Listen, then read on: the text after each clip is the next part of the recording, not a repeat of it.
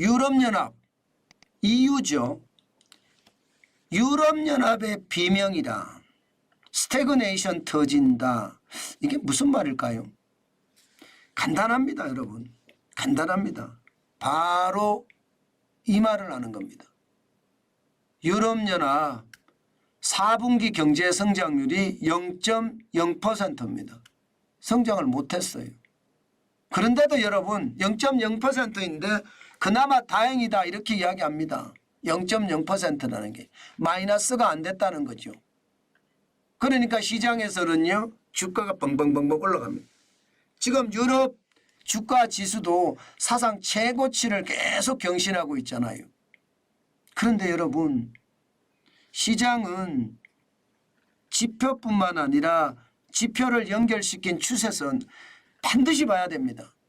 저는 유럽연합이 지금 온전치 못하다고 봐요. 실질적으로도 보면 여러분 유럽연합의 성장률 2022년으로 돌아가 보면 3분기에 0.3이에요. 4분기에 0이고요.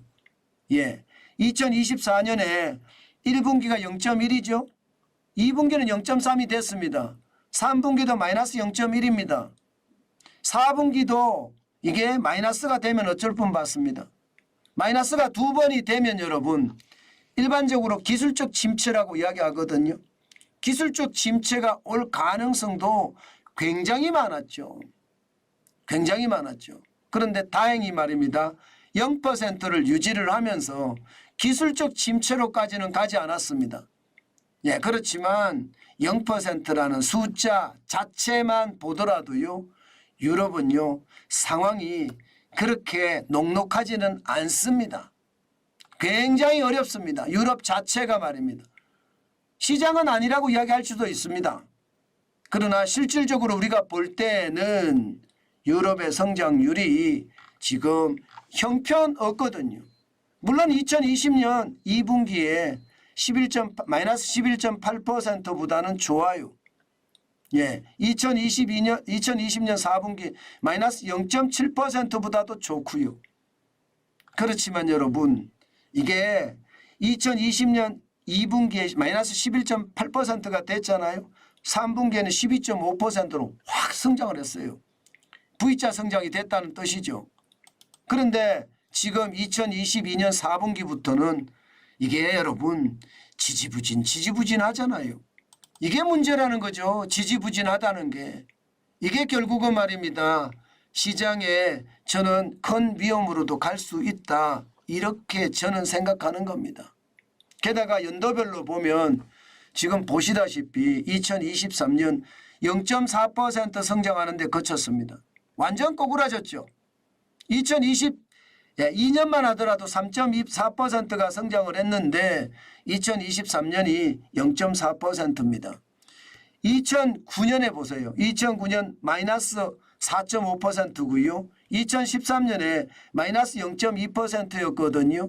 2020년에도 여러분 유럽연합은 1.2% 성장을 했습니다. 그런데 2023년에 마이너스 0.4% 마이너스는 아니지만 0.4% 성장했다는 것은 결국 말입니다. 지금 유럽도 말입니다. 이자 앞에 장사 없다는 말이 현실화됐다는 뜻이에요. 그런데 그 이자 앞에 장사 없다는 이야기에 스태그네이션으로 확장됐다 이렇게 보는 겁니다. 스태그네이션이라는 게 결국은요. 여러분 알다시피 인플레이션과 스태그플레이션이 합쳐지면 이게 스태그네이션이라고 이야기하거든요. 경기는 침체하면서 물가는 올라가는 것 말입니다. 스태그플레이션하고 이야기가 좀 비슷하죠. 근데 스태그플레이션은 좀 강한 거라면 스태그네이션은 좀 약한 겁니다. 예, 스태그네이션은.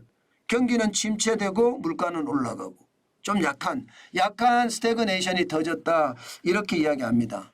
때문에 여러분 유럽에 대한 투자도 저는 요즘에는요. 현금을 쌓아가는 것만큼 중요한 게 없다. 저는 그렇게 생각합니다. 지금 유럽도 어렵죠. 또 중국도 어렵죠. 이렇게 어려운 상태에서 우리가 무리하게 투자에 나선다면 제가 봐서는 굉장히 큰 충격을 맞을 수도 있다고 저는 생각을 합니다. 그렇기 때문에 여러분 조심하시고 또 조심하시는 거 저는 잊지 말았으면 좋겠다. 그 말씀 다시 한번 올립니다.